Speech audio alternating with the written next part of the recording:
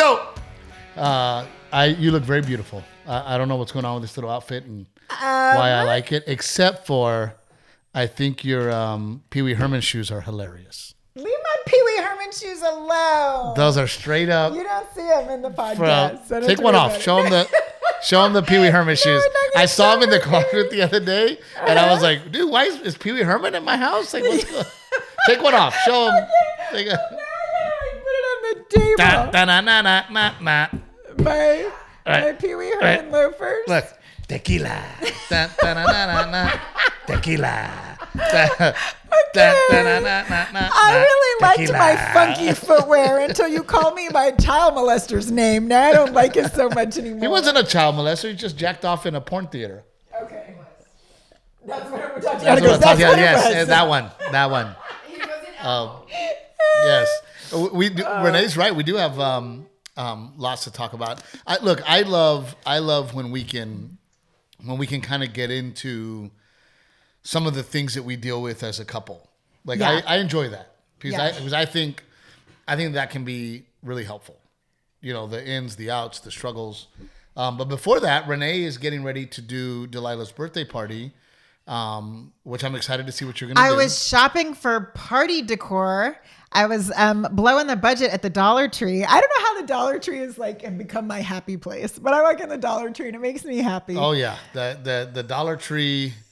The dollars add up, folks. A lot of Dollar Tree charges. No, but I'm going to start making party decorations, and I'm super excited about it. I was Renae came home. I was in the shop, the barn, whatever you want to call it, and I have a transmission leak on my 1980. And it's messing up my party truck. planning. But I can move it out anyway. Renae, I was over there looking at it. Renae pulls in. And she's like, I was just part of a police chase. And I'm like, what are you talking about? Coming back from the Dollar Tree, I was getting on I-35 and the car came around me. The car they were chasing. Yes. Came around me as I was getting on the ramp. Thank God he I don't know if he was in his right mind, but at least his spatial, he was still aware of his spatial capacity. Yes. He blows past me and cuts me off to get onto the freeway. And then the ramp is getting narrower and narrower. And it's just all these cops flying by me. You should have just stopped. I stopped. That's what I did. I stopped. But then it was happening so fast. What was scary is that because it was happening so fast, all of the other cars around us didn't know what was happening because the cops were there and then they were gone. But then he exited and got in a wreck. I don't know. I saw a dude on the ground and a cop said by him. Straight up 8 cars. There was drones in the air. Drones up in the air. And then of course you have all the trickling cars coming through. But it happened so fast that I saw it, and the few cars that were on the road in that second saw it. But then everyone else coming behind us, all the cop cars were already gone. So they're like, what the fuck is wrong with these cars? Right? Why is everybody all screwed up? Yes. Yeah. Was it scary? I just kept saying, thank you, Jesus. Thank you, Jesus. Thank you, Jesus. Because it could have been you. They could have run into you. Anyone could have run into me. Yeah. It could have been bad. The car could have hit me. A cop could have hit me. Other cars coming behind the cops could have hit me. At least you would have gone to the hospital in a great outfit. Looking good. I would have looked good. And then the nurses would have been like, are those Pee Wee Herman shoes? What the fuck? I think she's wearing Pee Wee Herman shoes. But yeah, no, I've never been in a situation like that. So I was thankfully I was not far from home. I was I just want to get home. I was I'm really glad my dollar store decorations didn't get ruined. Life is so scary because you think about maybe that time that you go, oh, I left my keys in this Dollar Tree. Let me go back and get my keys. You don't see that at all. No. Well, and the thing is, does that make sense? I had your life is just these little moments of decisions that could change the course of your life. Yeah. Yep. I remember, one of my, I don't know if I told the story and Rick can tell me on the podcast, years and years ago on tour, the headliner would make me drive everywhere while he flew. Uh-huh. And I was late night, 5 a.m, somewhere, maybe not 5. It was that. 5 is kind of the hour that people start moving around. The sun starts to come up. Not necessarily the sun, but it's more, it's still part of morning. It was kind of in that. The world's just waking up. Yeah, but it was in between that where there was nothing going on. It was late, 3:30 in the morning kind of thing. And I need to pee really bad. So I pull over. I walk in the convenience store. I look on the ground. There's blood or something coming from the counter. And I turn around and the cops are boom, boom, boom, boom on the floor. Get on the floor right now. I'm like, what the fuck?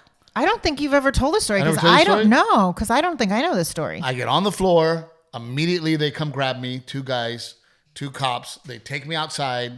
They start talking to me. And they're like, get the fuck out of here. Oh, I was going to say, were they talking to you like we think you're a suspect talking to you? Well, they were like asking questions. When did I get here? What happened? Blah, blah, blah, blah. And then they let me go. And I still do not know what happened. But it was like I walked in. I'm like, something's fucked up. I think that there was a robbery, literally right before I got there. But I didn't see anybody in there. Yeah. And I remember turning around going, why are all these cops pulling up? And it was like boom, boom, boom, boom on the floor outside. Yeah. You know, another time we're driving across the country and I'm in a U-Haul because the headliner that I was touring with had a motorcycle and he wanted me to drive the motorcycle from gig to gig. He had this idea that he was going to ride his motorcycle on stage. So we had this stupid motorcycle and I had to drive it in a U-Haul. Did the motorcycle ever make it on the stage? Why, twice. Like he rode it 5 feet from the curtain to center stage? Yeah, right. So we had this U-Haul. Remember, you think that's a dumb idea for the next special when you're like, hey guys, so I have this idea. I'm riding a motorcycle. Same thing. But the U-Haul I had, the right door wouldn't close. So like you're driving down the freeway. I gotta drive like 800 miles. And it's just loud noise. You're in a freaking U-Haul. So what I did was I took bungee cords and I tightened them so that it would pull that door closed. Okay. Right? Yeah. So I had all these stupid bungee cords. We get pulled over by Border Patrol. I had never been pulled over by Border Patrol. I'm like, what the fuck, right? So I get pulled over. They take me out of the car. They're like, open the back. What's in the back? It was a motorcycle. They all checked it out. I was like, there was nothing else in there, right? No, like you weren't surprised by what was in there. I go, why me? Like, what's going on? They go, well, a lot of times these coyotes that run illegals, they'll put something specific on their truck to let them know that this is the truck.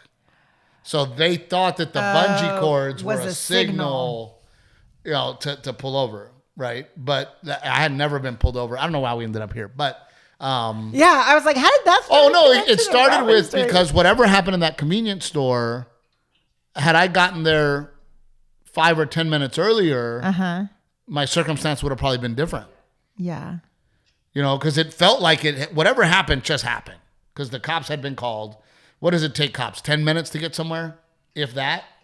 8, 7, 10? No, know? I mean, this was... Depending on where they are, right. you know? Yeah. So, yeah, I mean, my point is that had I walked in that store 10 minutes earlier, could I have been part of that burglary?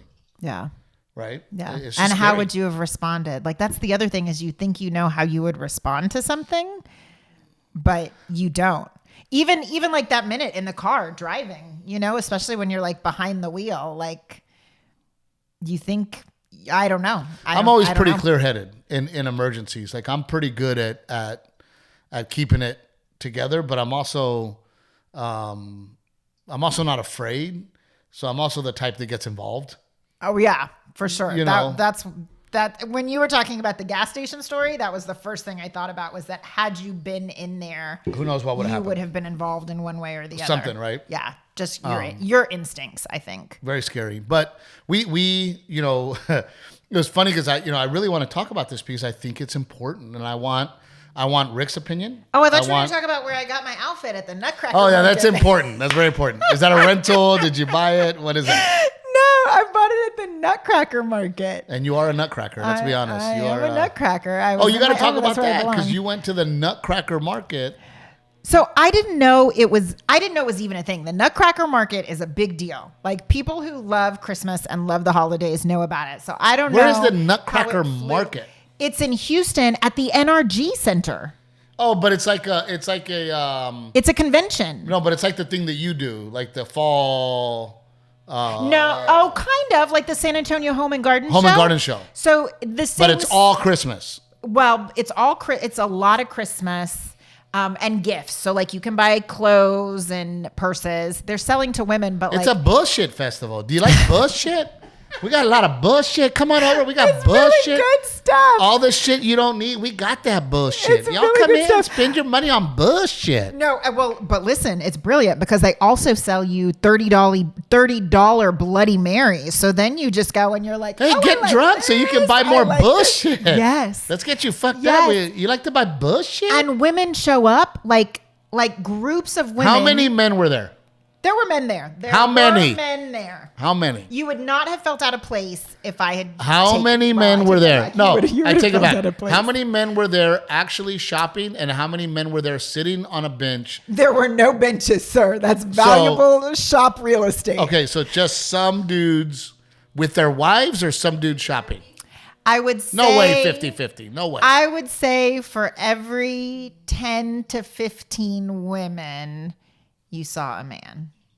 But because they sell really big things and you need someone to help you carry it. Yeah, they need the labor. They need the muscle. You know what they did? This is big bullshit. Can you help me move my big bullshit? I bought something big. So I know you do, girl. I know you do. They took a big box. They put wheels on one side of it and attached a string to it so that I could carry my stuff. They made me a wagon out of a cardboard box so I could carry my stuff. I still don't know what the fuck you bought over there at the bullshit market. I haven't opened that one. It's a big Santa face. It's really cute. But anyway, no, women show up in like... Can you, why don't they just make a store and call it bullshit?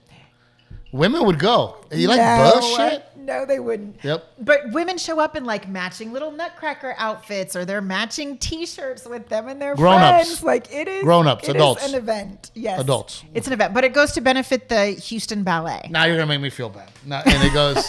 It goes to the. It goes to benefit the Houston Ballet. But no joke, a cup of champagne's like $25. Jesus. Yeah. Because you want to buy bullshit. Well, I was doing pretty good with the budget until I had a Bloody Mary, and then it kind of went downhill from there. But I got this. It looks cute. I'm glad. It does look cute. So I'm glad you like it. I do like it. Because I overpaid for it. Of course you did. You look beautiful. And I overpaid for you. So. That was good. I like that. Oh, thank you, love. Save it for the act. I think that one should make the act. Can we talk about the Celestial Awards that Rick and Gigi were at? Oh, my goodness. I feel like we talked about it so much. I got to tell you, my Tatiana here, our assistant, she's a Marine and can be a little tomboyish. Uh-huh. And, sometimes she's surprised. Like when she dresses up, I'm like, who's that? Well, listen. You look very nice. Delilah Tatiana. calls her Titiana. Yeah. She does like to hang those out a little bit. She does. Not that I notice, but you can't help but notice. I'm so proud of you. So proud of you. Thank you. You got teary-eyed on stage when you announced me, and I did not expect you to be overcome with emotion. I was just proud. I was proud of you, and it turned out to be I think it could have been 30 minutes shorter, and it would have been perfect. The show started a little late. I thought it was very well produced. Oh my gosh, so well done. Entertainment in between. Yeah. I don't want to. He's a nice guy, I'm sure, but I thought it was funny that they're celebrating women, and then it was a dude host. Well, I think maybe they were giving us a little eye candy or something. And I think the host was okay. You would have been a great host. Yeah, I think I would have been a great host and kept it funny and kept it light. Yeah, you would have been a great host. I was bummed because, by the time you got your award, a lot of people had already left. Yeah. Which I thought was rude. I thought that was rude. I thought it's like you showed up, you saw your friend get an award, and you left. Well, I was one of the younger award winners. Some of the ladies have lived a longer life than I have. Oh, there was a woman that was 100 years old. Yes, an incredible woman who one of the awards was named after. I heard she's very wealthy. I wanted to be her Anna Nicole. You're going to see me sitting on her lap. But so I understand why those people, scooted out. Yes, I understand them, but there was a lot of people that left. That I thought it was just rude. I was the last award of the night. It wasn't there was a performance after me, and then they acknowledged the people who had done the show. There were 2 performances, I think, after me, but I was the last award being presented. And Rick and Gigi looked so nice. Yes. And we got to sit at a table together. Thank you guys for coming, Rick. It was really special to have y'all there. That meant a lot to me. I wasn't going to drink because I was like, oh, man, I don't want to start drinking, And then Rick was like, yeah, you want a glass of whiskey? And I'm like, you know what? I'm glad I did because sitting through the bullshit, it's so hard for me. But I was so proud to be there for you. And for me, who I don't enjoy that stuff at all. Yes. I felt like it had a good pace, and it was a well-produced show. Very well produced, and I was just impressed on how many strong women were there, and when they talk about the impact that they have on San Antonio, yes, it's in the billions of dollars. Yeah, literally in the billions of dollars that these women have impacted. Right. The live event, what they have done to keep the theaters in San Antonio open, the Majestic and the Empire theaters, and their foundations, and how they raise money for arts programs for kids. Feel? I have never seen you that insecure. Dude, Renae Rick was like grabbing my hand, and then grabbing my shirt, like I did not grab your shirt. Yes, you did. You didn't even notice. I did not grab your shirt. And then I'd walk off, and she'd grab my shirt, and I'm like, dude, I've never seen Renae want me around this much. Renee's usually like, dude, go over there. I'm a star. Everybody knows I'm Captain Evil. No. I am used to you being the front man, and I just, you and I had to push you in there, Tatiana. I was like, get in there. We haven't done an award show, you and I. No, we don't get awards. And so it just wasn't my world. I hadn't done it before. But I feel better about things once I've done them before. You stole the show.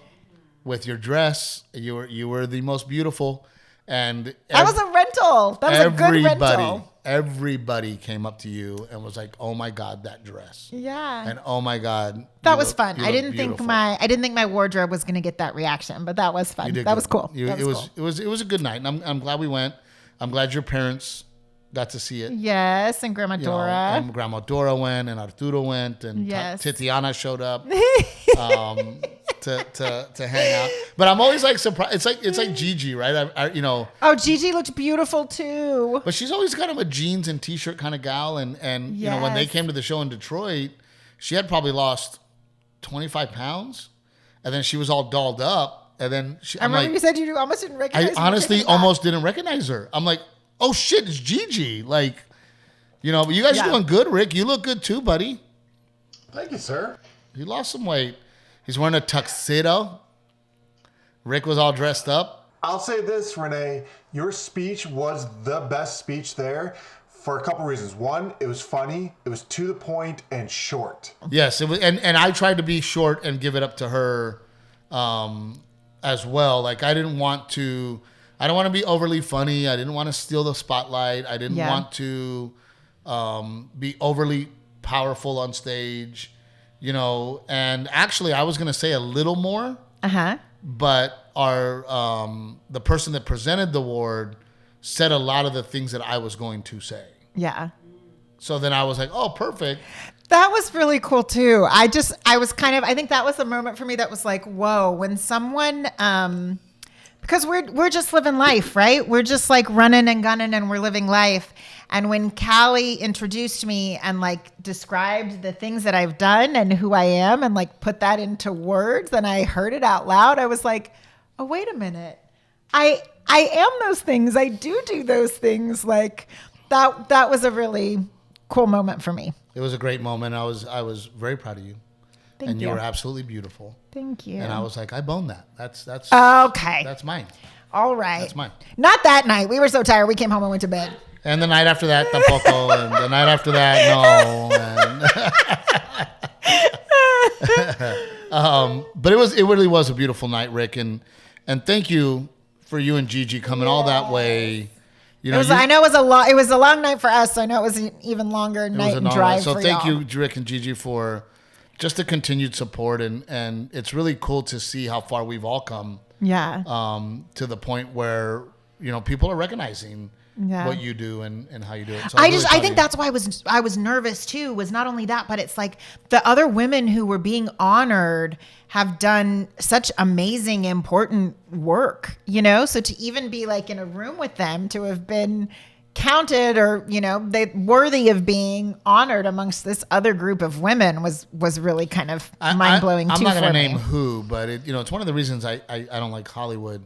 There was a moment where I was trying to be friendly to somebody and they just kind of ignored me and were kind of big timing me at the show. When we were backstage waiting to go up. Yes. Right. Okay. So then we go up and we do our thing, and then afterwards, that same person was like, "Oh, dude, I looked you up. You were top 10 in Netflix, and wow, once it you came have out, you have a lot of social media followers." And I was like, this is exactly what I don't like about Hollywood. Yeah. You did not care to be kind to me when I was being friendly to you. Yeah. You completely ignored me. You were very short. I can read people very well. You had no intention of being friendly to me. Yeah. Then when you found out what I've done in the business, all of a sudden you want to be friendly. And I saw a lot of that in Hollywood, and I fucking hate it. Yeah. However, you start to see it everywhere nowadays. Yeah. Right? Like even here in Texas, it is who are they friends with? What do they do? Like I don't live my life like that. Yeah. I am friendly and nice to anybody and everybody if they're friendly and nice to me back. My door and my home is open to anybody and everybody who is nice, from all walks of life, from the poorest to the richest to the whatever. I am a very welcoming person, and I hate that like status bullshit. Yeah. And I hate when you see people trying to climb that status ladder, and somebody had a great term for them. They're climbers. Right, they're always trying to climb. And a social climber. Climber, and I don't live my life that way, and I never will. Yeah. And I'm sorry, I'm trying to listen to you, but we have to acknowledge that buzzing is so freaking annoying. Oh, we have a blower in there. I apologize to the. No, they got to do their job. They got to do their job. They're replacing the rocks in my front yard. Yeah. So they have to pull all the old rocks out and blow those rocks, so that they're clean. And get all the leaves out of them. And all the leaves and all the dirt and everything. I want them clean. Okay. So anyway, I wanted them to do their job. But yes. But I'm trying to listen to you, and then I just buzz, buzz. It's like making me crazy. Well, now you acknowledging it, just ignore it. Yes, Renae definitely has ADHD. But I will never be the social climber type. Yeah. And I think that's why Rick and I get along. Rick, you're a lot like me. You want to do a great job. You get excited when you meet cool people, but you don't necessarily go, how can I get close to this person, or how can I be best friends with this person, or it's just not how I operate. Which you guys authentically give. I think that's a huge part of it. Is people who are social climbers don't authentically give, right? They give, or they do, or serve with the intention of hoping they will get something in return. And we've seen it, right? And even here in New Braunfels, we've seen the social climb and the cliquish and the I just want to be friends with everybody. Like I love everybody. I truly love everybody. You love people. I love people. I love you. I think you're great. You're welcome in my home. Let's have a drink. Whatever. Yeah. Right. I don't need to be best friends with you because of your status or your stature. I'm friends with you because I like you and I think that you're a good person or whatever. But with that being said, like I told Renae, I go, we really need to talk about this. So first of all, I couldn't be prouder of my son Garrett. I mean, again, we did not force him. He came home from school one day and said, "There's a chess club, and they get together Wednesday mornings before school. Mm-hmm. I want to get to school early so I can be part of the chess club." Yes. I'm like, okay, that's pretty cool. I play chess. Yeah, I'm not very good at it, but I play chess and I enjoy it. Yeah. I will tell you that, Rick, do you play chess? A little bit here and there. Where I excel at chess is when you have a timer. So because chess can take forever, you get, sometimes they're like, okay, you get 2 minutes. You got to move the player like on the gambit. Boom, I move my thing, boom, right? And then at the end of the 2 minutes, whoever has 2 minutes, is that really all you get? That's it. You move, click, move, click, move, click. Right? Oh, wow. So it's still a lot of moves. Okay. Right? That's where I excel. Thinking fast and being able to look at the board and move quickly. Okay. I excel. Right? So one of my opening acts, one of the funniest human beings I've ever met in my life, Jesus Trejo, he loves chess. If we played one-on-one with no timer, he would beat me. If we played with the timer, I would beat him because I'm a fast. Instinctual. Right? Yeah.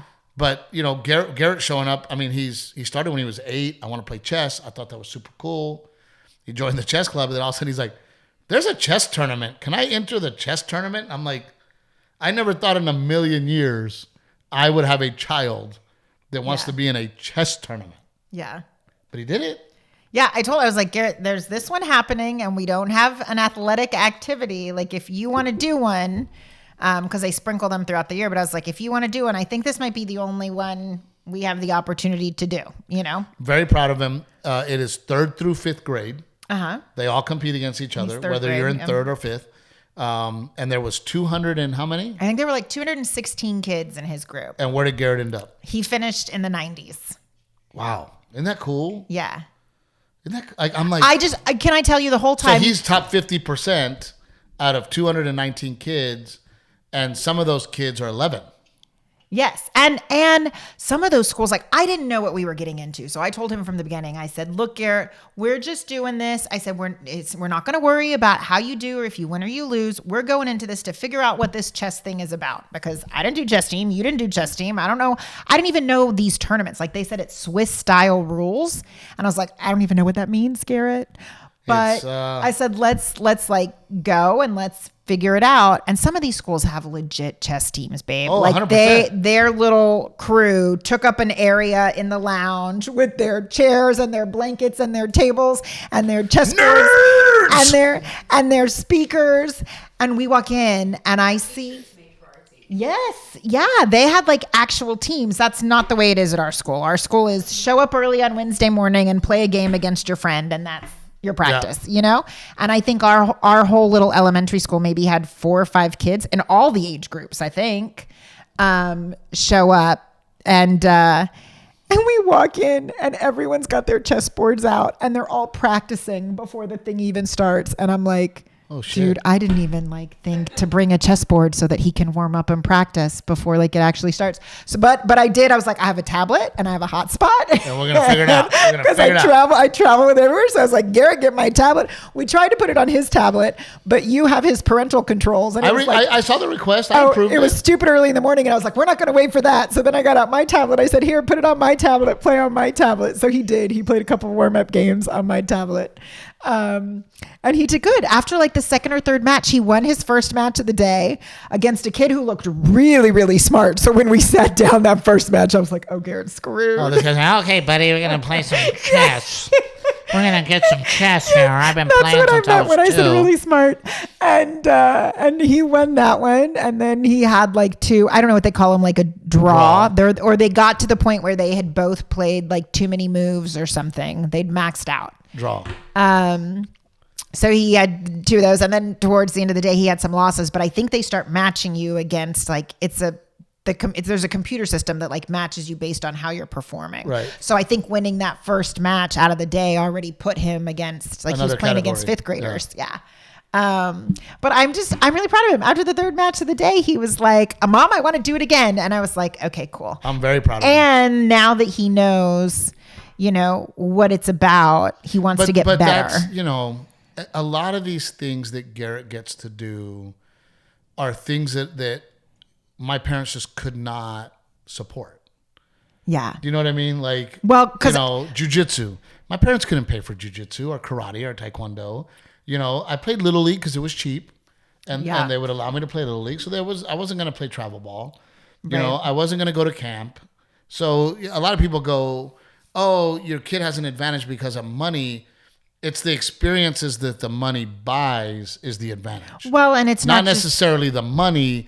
It's the experience that I'm able to give my child to be able to go, yeah, we can take you to the chess tournament because mom works from home. And can sit there for half a day. And mom can sit there with you and be there so you can join this tournament.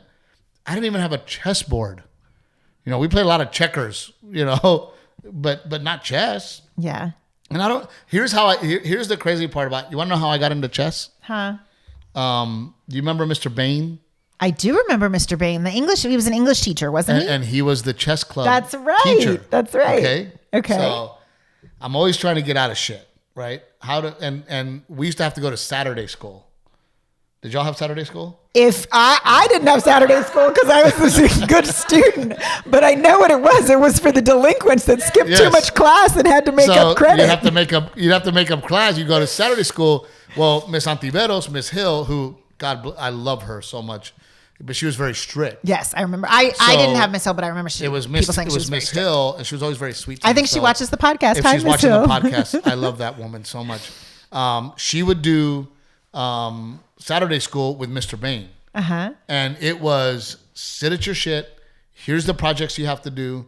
And you have to be here on Saturday from 8 o'clock to 2 o'clock. And you got to get all these things done. And nobody can fucking talk. So that they took that away from me. Right? So nobody can talk. Right? Mr. Bain taught chess. And he had a chessboard. And I was like, sir, I'd really like to learn chess. And he was like, sit down. I'll teach you chess. I didn't give a fuck about chess. I was just like, I want to do that and not that. Yeah. That's how I got into chess, because I was like, this is. And I get to speak because I can ask questions. So Saturday, my whole Saturday was spent at Saturday school with Mr. Bain, him teaching me chess and us playing chess. Yeah. So then he would be like, oh, well, does anybody else in here know how to play chess? And then somebody else would be like me. He'd be like, okay, Steve, play them. And now I'm like, all right, we're fucking playing chess on Saturday school. But that is. I didn't realize that's great. That's how I got into chess. Saturday school. A little delinquent. Meanwhile, here's our super student son at his chess tournament. Yeah, I was just learning because I was in prison. You know? When you're locked up, dog, you got to do something. But that's how I learned chess. So it's been really fun that Garrett's like, you want to play me? And then we get to play. Yeah. Yesterday I was like, I'm not losing to this kid because very soon I'm not going to be able to beat him. Yeah. Because when you study the game, you learn strategies, you learn. I mean, so much so that you go, if he does this, I do this. If he does this, I do this. And then an amateur like me will not be able to beat. So that's what he's figured out now, is that now he knows there's like your strategic first best moves, and he wants to learn all of those. First, second, third moves. I mean, if you can memorize the patterns. Which he's got a great memory. And a great drive to do that. I think Garrett's going to be very good. So we played. And I beat him. He was so pissed off, dude.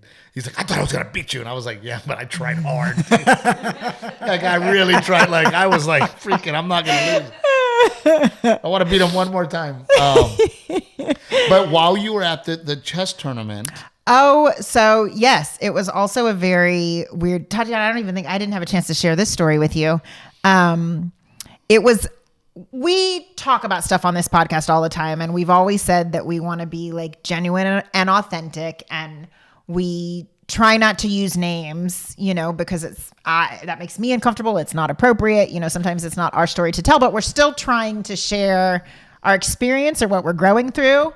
And a lot of times we're like in the middle of it, in the thick of it. So people are watching it as and we've become more vocal about hinting at who these people are, because in my opinion it needs to stop. Right? So when you have a voice, you should use it. Well, what happened at the chess tournament this weekend is I was called out in real life. I was called out in real life by a stranger that I didn't know. He was not rude or aggressive. But I'm walking back to the lounge. I'm leaving because the kids get to play chess in one area. He goes, there's no cheating in baseball. The title of the podcast episode. The title of the podcast episode that we did about the whole cheating and all the shit that went down in the Texas State baseball coach and the whole thing. Right? Yeah. So I kind of looked over at him, and my first initial response is, I've said us talking about the baseball, which we've talked a lot on the podcast about it, and I felt like, well, it's not really what our podcast is about. No, but it is about that, because it is about as a couple, how are we handling situations? Which that was a big part of our lives, how we handle it as a couple. And how we handle it as a couple. So that leads us to this. So when he said that, for whatever reason, my first reaction was, you know what? Sometimes my husband talks about things and it makes me uncomfortable. I said, that's one of the topics that does make me a little uncomfortable. I said, but he's telling the truth and he is speaking his truth, and I'm okay with that. Bottom line is they cheated. They knew they were cheating. They got disqualified for cheating. And, I shared that because I want people in our community to know that these people are cheaters and they're gross. Yeah. And it has to stop for the sake of the children. So here's what I found interesting, because Renee's never going to get to the point. Wait. Take a step back. How did he say this, Renae? So the kids are in the cafeteria. That's where they're playing chess, but the parents aren't allowed in that area. Not in Saturday school, a real tournament. They're not allowed in that area. So you just go down a little short hallway, and then it opens up into like a big open milling area in this high school where all the parents are camped out. This dad happened to get like a couch bench in that little hallway. So when I passed by to come out and go take my seat, which was right around the corner from him, he shouted it out. At that point, I'd already made my way to the corner, but it was loud enough, and he shouted it out that like I couldn't ignore it. He was clearly talking to me, and all the other parents saw he was clearly talking to me. So I turned around and talked to him, and he was. Like I'm glad he did it. He was not at all aggressive. It opened up a conversation. The conversation I ended up having with him was, he said, and I think this is the point you want me to get to. What he said is, he goes, it's her. And I don't know how much of this conversation I want to share on the podcast, but he basically said, I know them. He spoke to her character. And he said, it is her, and that she is the problem, and that he is a very nice guy. To which I responded, you know what? I've never heard anyone say a bad thing about him. I think that's how most people feel about him. I said, my husband and I work together, and we don't always agree. We both are two different minds. And I said, I let him know when I don't agree with him. And I even speak up to other people. In which he responded with, you have to back up your wife. Yes. That's what he said. He goes, he's a nice guy. It is her. She is crazy. She is evil. And he is a nice guy, and he has to back up his wife. And I know them both. So my question that I would like to throw out there and get Rick's opinion, get Tatiana's I've been opinion, having it with other friends too. And other people's opinion is that at what point do you draw the line of backing up your spouse? Because I also get biblically, right? Tatiana, you're a super Christian biblical woman, and biblically we are supposed to back up our spouse, right? And we're supposed to have those conversations in person. And how I feel, behind closed doors. Tatiana says you are one and the same, and I agree with that. I agree, because Renae will. If I didn't have Renae, I would not be the man I am today. Yep. And I am the man I am today because Renae, after something happens or we're going to make a decision, Renae has come to me and said, I don't like the way you handled that. That was not the way to handle it. Let me explain why. Right? And Renae has been able to call me out and make me a better person, and vice versa. I was going to say, same for me. Hey, yeah. Renae, not a good look, or you handle things in a kinder, gentler manner than I would. I'm a little more brash. But the older we get and the more we've been married, we sometimes hold back, and then me and you have a meeting. And we go, hey, just the other day, I walked away from a situation. I didn't say a word. I walked away from it. And then my wife and I got together and said, how do we feel about this? How do we want to approach it? What do we think the right thing to do is? Yeah. Right? And then you have a conversation as a couple. Yeah. And if you, and I'm just using this situation, if you continue to go rogue and you continue to do things that are unethical hurt people, or right. I think it is my job to go, hey, I can't back you up anymore. Right. Because what you're doing is wrong. You're hurting a lot of people. Not only that, you're getting my name mentioned on podcasts. I'm in this business. You gotta stop. Right. Right. And at some point you go, in my opinion, I can't control her, but I don't agree with what she's doing.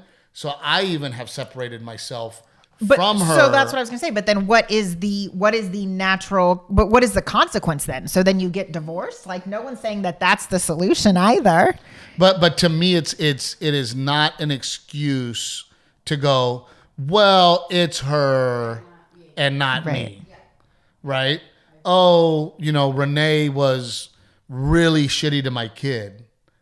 Right. And I go, well, I'll still hang out with you guys. And it wasn't me that was shitty to your kid. No, as a couple, we represent each other. Yeah. I mean, the truth is, as much as I say we are two independent people, I also am very well aware of the fact that we are judged as a couple together, 100%. Regardless of what you do or say. But even with Tatiana's my executive assistant. Tatiana's behavior represents me. Yeah. Right. And it is my job to go, hey, Tatiana, I don't want to handle things that way. And if you continue to handle things that way, that is not on brand with me and how I handle things. And I want to move on because I don't want people to go, oh my God, Steve's team they're dicks. Or Steve's team, right? So, because it represents me, so I disagree with this guy. I disagree with the fact that he said, well, he's a great guy. It's her. Yeah. No. We're one and the same. Yeah. You're also allowing her to behave this way. Right. And you're not standing up. And you're not saying, hey, I'm not okay. Or that's the way it appears to us. Nobody knows what happens behind closed doors. I don't know what happens behind closed doors. However, to completely, because I will be honest with you, I gave him that pass so many times.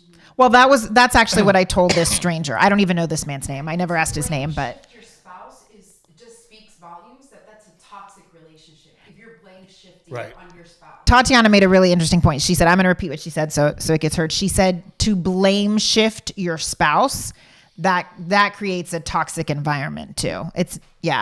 Well, that's how Hollywood works, and I always tell people like there's not full ownership ever. Yeah. And I always get mad because I am in charge of my career, right? I am 100% in charge of my career. And, I used to always get in trouble because I would go to the club owner and I would go, hey, I'm really not happy with my hotel room.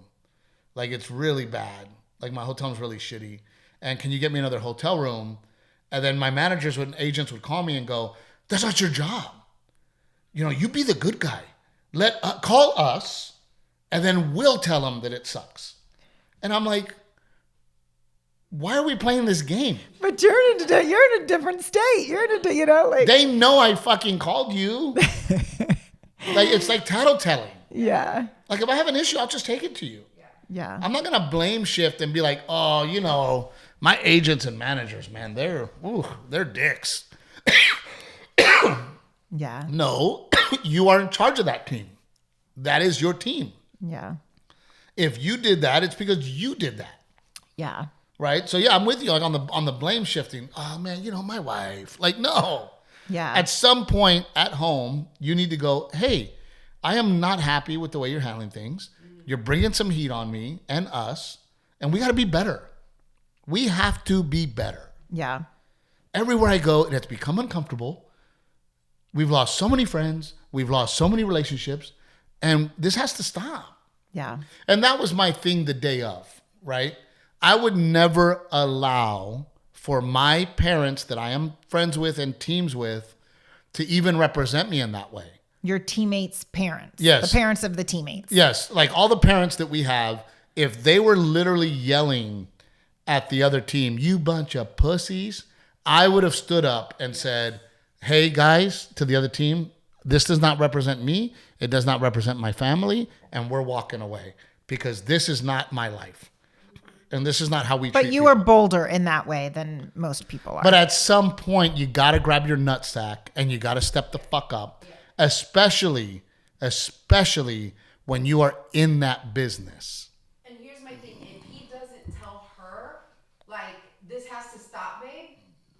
it's because he agrees with what she's doing. Yeah, that you're also quietly agreeing. Correct.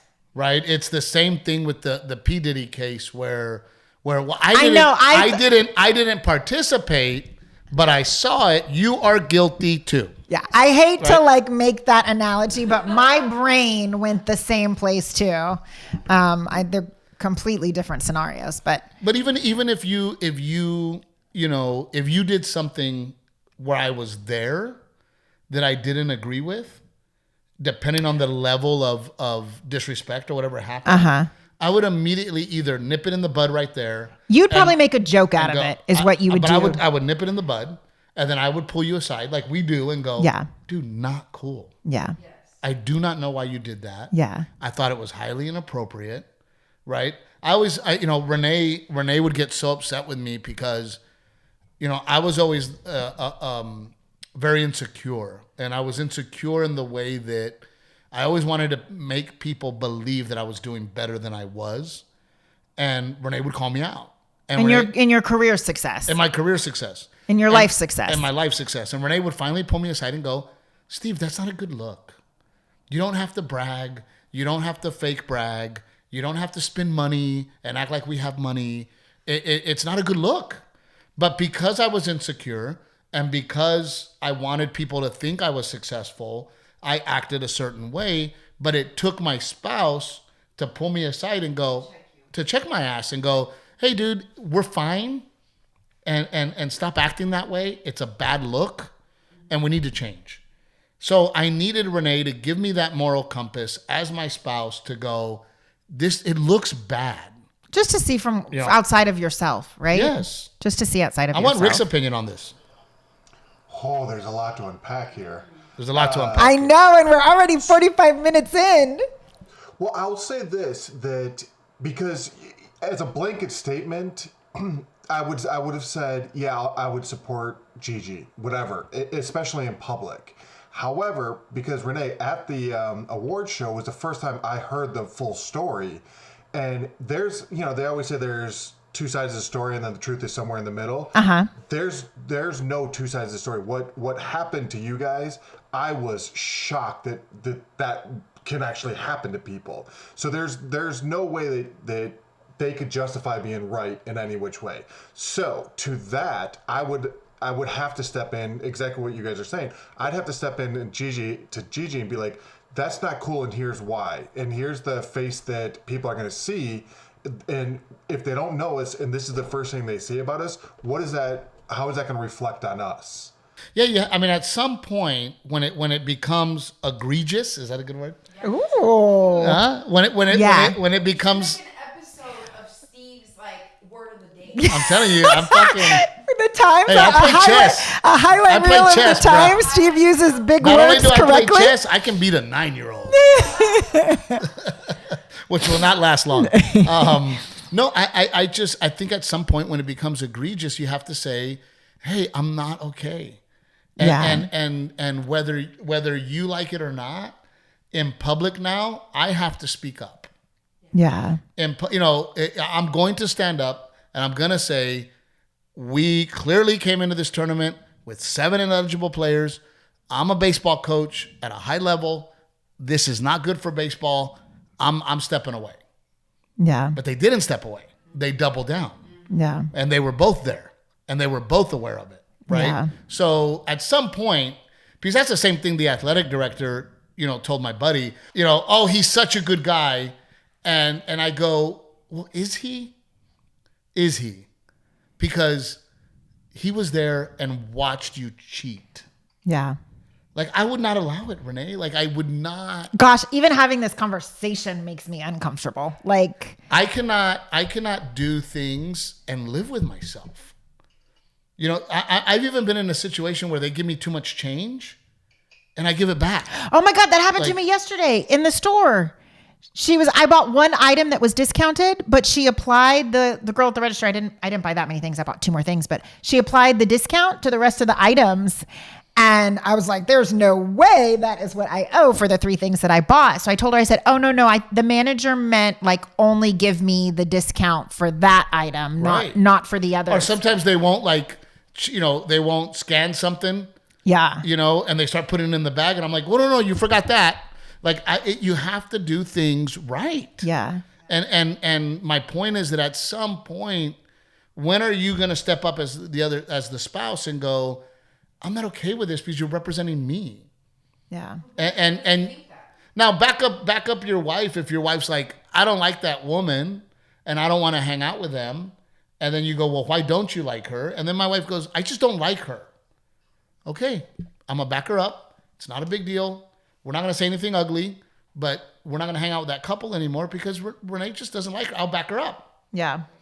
You know, but if Renae's going, I don't like that person because of whatever, or jealousy or what, I'd go, hey, jealousy is an ugly thing. Right. Or you have incorrectly judged them or whatever. But I think I think the times that I like where I have been in the wrong, you immediately diffuse it in the situation and you make a joke, or you make sure that other person is uncomfortable. You usually make a joke of the situation, and then we come back and we have a conversation privately. And you say, hey, that was not cool because, just like Rick said, hey, that was not cool because of this, and this. You back me up every single day. You know, when people go, how do you handle his stand-up? That's you backing me up. That's you going, no, I love it. And it's funny. And I have a good sense of humor. That's what I say. It makes me laugh too. It makes me laugh. We need to laugh. You know, it's an exaggerated version of the truth. Yeah. And I direct and produce. And you are the voice too of, hey, that joke is really disrespectful. Yeah. Or that joke seems the line. Too chauvinistic or macho. Yeah. Or we had a situation where I'm not at all homophobic, but the joke sounded homophobic. And you came to me and said, you have to reword it. Yeah. Because it's coming off homophobic. I know you're not homophobic. So again, even though you're backing me up, you're still my moral compass. And I'm supposed to be your moral compass, and you're supposed to be my moral compass. Yeah. And we're supposed to go at this world together. And, like you said, you can't keep passing the buck. She's crazy.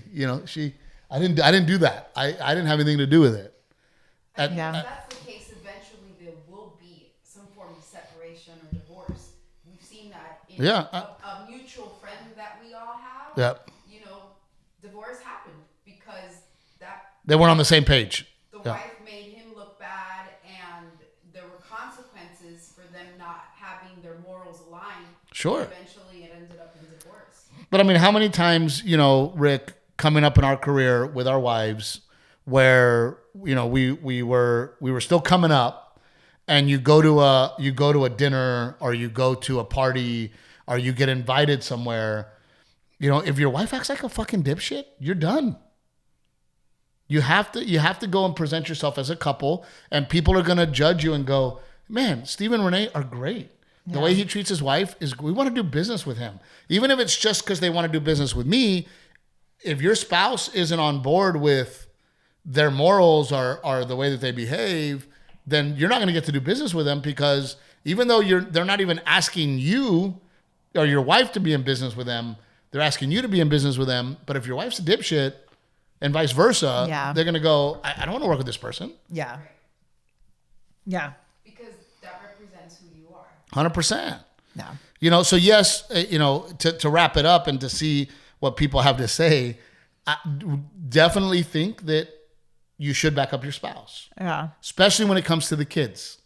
You should always back up your spouse. If your wife makes a decision, you should back that decision up. And if you don't like that decision, you have a discussion about it, but you have a unified front. Yeah. It was also an interesting moment for me because, I mean, I know we have 3 cameras in front of us when we film.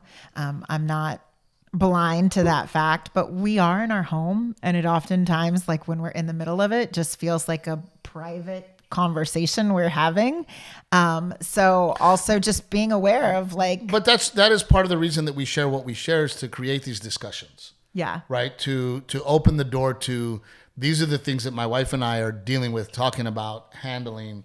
But again, to be able to say, hey, I'm going to make people aware that this is happening. And then it led to, well, now the question is, should we only talk about her? No, they're a couple. Yeah. They're a couple. So, Rick, what do you think about? I didn't let you finish. No. I think it's very specific to a situation on how you back them up. Like case in point, you guys know me. I don't yell at people or anything like that. I don't really get all that upset. You're not a confrontational guy. No, I hate confrontation, and I'm probably the weakest person alive. Like I would get demolished in a fight. So we were in a movie theater once, and this guy was talking to Gigi. Goes, "Hey, can you guys please be quiet?" And he gave her attitude, and I just out of nowhere was like, "Do you want to take this outside?" And then Rick gets up looking like Shrek, 6'8". But the problem is, if he would have said yes, I would have had to been like, oh, "I was just kidding." Gigi, go outside, fuck him up. Go get all Puerto Rican on him. I am not a I don't yell, but confrontation does not bother me. Not at all. Like me calling somebody out or me talking to somebody about, especially if I know I'm right, doesn't bother me. Yeah. I will also tell you that there are times that I choose not to confront. So that's what I was going to say. Finish your sentence. There are times that I choose not to confront because I think you're beating on a dead horse.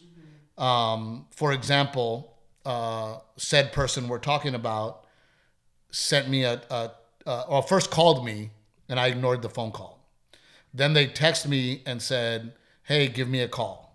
And then I said, "There's nothing to talk about." Right? Because, I have had these discussions with that person and it just continues. So sometimes you feel like as I've gotten older, I'm like, is this conversation even worth having? Yeah. There's nothing to talk about. What am I going to tell you? Hey, dude, your spouse did this, and this, and then we're just going to argue because you're going to defend your wife, and then nobody learned anything. Yeah. Right? Yeah. Nobody learned anything. Yeah. I mean, that's what I was going to say. I think younger you would confront, right? Younger me too would confront too, and be up for that. But I think the lesson that we are learning in our life in these years is that... Is it worth it? So, sometimes there's no point. There's no point. Like sometimes there's no point. You just let things pass or you let things go or energy is not going to serve you. Like... Well, and also at the same time, like I will say that I have gotten tired of being the bigger person. You get tired of, well, Steve, if they hurt you, call them. Yes, but I've called them, they hurt me again. I've called them, they hurt me again. So then I've called them, they've hurt me again. Then there well, becomes Steve, boundaries. are you gonna fix this, Steve? I'm like, I'm done going that way. Why do I have to be the bigger person? How about I just walk away? Yeah. And just put the boundaries and just move on. Yeah. Right? And that was the same thing with him where I was like, what are we going to talk about? Yeah. What, other than, me having to be your dad. Right? And are you even willing to listen of me being your dad? And I sometimes wonder, some of these men, they don't have a backbone because maybe they didn't have a dad that they saw stick up to their wife. Maybe they didn't have a father that they saw be strong. And, right. Mine's the opposite. My dad he was a professional kickboxer. I remember one day going to a baseball game and this guy yelled at us we were goofing off in the bathroom. And once he heard about it, he went after the guy on the field. And ever since then I was like, I'm going to go the opposite way. I'm not doing that. Yeah. Like you mean, when you say go the opposite way, you mean like you're not going to confront people? Yeah. That's how my son is. Yeah.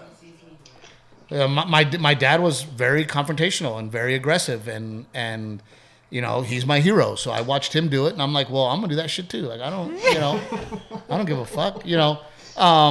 But you just but also Rick, and we're kind of going long here, but I also feel like, Rick, that if Gigi did something that was inappropriate or immoral, you're not the type that's just going to go, I don't want to deal with it. With your, exactly. You would say, hey, Gigi, like I don't appreciate the way you handled this situation. I think you were wrong. Right. How long do you keep handling it privately before you decide you have to step in somehow, some other way. And what does that look like? I think that's but what I mean is like by about. being his dad, having a conversation where I can go, hey, when does it stop? And what are you going to do to help it stop? Because these things have happened. These people have been hurt. These many relationships have been broken, all because of your spouse. You need to step it up, and you need to be a man. Yeah. And you need to be a spouse to her, and not even a man, because I should just say be a spouse. At some point, a partner. Be a good partner. Be a good partner, because you have confronted me and I have confronted you. Be a good partner and have the courage to go, this has to stop. Yeah.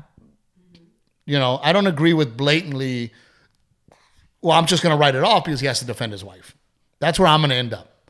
I don't know what people are going to say. I don't know what comments we're going to get. Yeah. But where I will leave it is that you are one as a couple. You represent each other. And in order to be good spouses to each other, you should be able to have those conversations, and hopefully both can learn.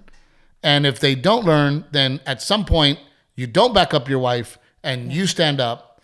Because had he called and said, I'm sorry, had he called and said, hey, man, I know everything that's happened and I'm really sorry. Yeah. And I'm sorry that all these people have been hurt. I'm sorry that we've done things this way. That's a nice guy. Hey, man, I'm at home doing my best and I'm really sorry. Yeah. I would have been like, yeah, man, thank you. You are a nice guy. Hey, I still think you're a nice guy. I still think you need to stick up. Yeah. But hey, thank you for saying, hey, man, it's been fucked up and I'm sorry. And I've lost friendships too. And Steve, I saw what happened and I couldn't control it. And then I would say, well, you could have spoken up then. You could have stood up. Yeah, man, I probably could have. I just didn't have the courage to do it. Okay, I can live with that. I can live with that. Yeah. But if you're going to call me to defend your spouse that's done shitty things, well, what does that accomplish? Yeah. Absolutely nothing. Right. So I don't know, Rick. I don't have a problem with the guy having a discussion with Renae. I don't either. I mean, we had a discussion. Like I said, I never felt uncomfortable or like I was threatened or like he was aggressive. He was very amicable in his approach, and we agreed on some things. We didn't agree on other things, Well, and that's the other thing that in particular, this individual only heard the cheating story. He doesn't know everything that we've gone through with the same people. Yeah, sure. Right? Sure. The cheating was oh my God, really? It's going to continue? Yeah. In our lives, right? So it also made me feel really good that I felt comfortable. I mean, I can't remember everything we've said on this podcast, but I felt comfortable and confident enough to have an honest and open conversation with him because I knew what we had shared was our genuine, authentic experience, and I'm okay with what happened to us and how we handled it. Well, I mean, look, speaking of my dad, right? I remember my dad told me, he goes, if you confront somebody, you better be right. And if you are right, then there's nothing that anybody can do to you. Right. Right? Where it's like you don't accuse someone of stealing if you don't know if they stole or not. You right, know? Right. Yeah. So or cheating, right? You can't go to somebody and go, oh, your wife's cheating on you, unless you can go, hey, don't get mad at me. Here's the proof. Yeah. Right. So yes, what we talk about on here is the God's honest truth, right? They got disqualified. They had 7 ineligible players, right? Yeah. So when somebody comes to you and goes, how can you say that about them? I can say that about them because this is what happened. Yeah. Right? Yeah, here's the receipts. Right. You want to see the proof? This is what happened. If you don't believe me, go check the website. They were disqualified. Right? So it is easy to defend. Now, if we're over here just not spilling facts and somebody goes, hey, come here, why would you say that about that person? And you have nothing to say other than I don't like them, then there's a problem. Yeah. But when somebody goes, hey, there's no cheating in baseball, this guy's a nice guy, you go, well, is he? Because these are the things that happen and they were allowed. Right. Yeah. So in it, I don't ever confront somebody if I don't go, hey, I have the facts. right? Now, the problem is you have the facts, but you don't have receipts. You just have the facts, right? And then it turns into he said. Yeah. That's why some of the times the other day I walked away because it's going to be a he said. And if that person decides to embellish the truth or lie, then I'm over there confronting him and people are going, oh no, so-and-so told me this. And Steve's saying this. No, you got to have the proof. You have to have witnesses so you can go, hey, no. This is what happened. This is why I walked away. Yeah. Right. But, ultimately, I think that me and you are a partnership. I think that because we confront each other, we both become better. Yeah. Because we call each other out, we have become better. Not only have we become better humans individually, in my opinion, it has solidified our marriage as a couple. Yeah. Because we negotiate, because we talk, because we're not afraid to call each other out. Yeah. And because of that, it is a stronger relationship. It's funny because, I always tell people, the dog loves the disciplinarian more than the other person. Who's the dog in this scenario? No, a real dog. Oh. Like, it was always interesting. I was so hard on Jax and calling our dog out on all his bullshit that he had a better relationship with me. Yeah. Because I would call him on his bullshit. Yeah. So sometimes when you call your partner on their bullshit, you have a better relationship with them. Yeah. Right? You call me on my bullshit all the time. Yeah. I have grown so much because of you. Yeah. You do have to get there. And you have to be willing to listen and to go. There has to be a definite deep sense of security knowing that your partner's not going to leave you because of it as you try to work through it or figure it out. Yep. Oh, all right. A lot to unpack in this episode. I know we went long. Sorry, Rick. That was long. Aztec Chevrolet, which is becoming Coastal Bend Auto Group. Give them an opportunity. Absolutely wonderful human beings over there. From Uvalde, Texas to Goliad to Beeville. They have everything you need. Give them an opportunity. Give them a chance. If you live within the area, call them up. They will help you shop from your home. You don't even have to go into the dealership. Old Salt Coffee, we need to make an order. No, I know. I panic when it hasn't come. I'm like, we're out and we're like crackheads. Where's my Old Salt Coffee? Yes. Trevino 10 to get a discount over there. And then pick Cherries, which is becoming very, very popular. Get on board immediately. And then, of course, Raul Western. I'm late for lunch to go meet my partner in Raul, Panchito. So I'm going to haul ass over there. Please continue to support us. We absolutely love you. And always know that if Renae is wrong, I will not back her up.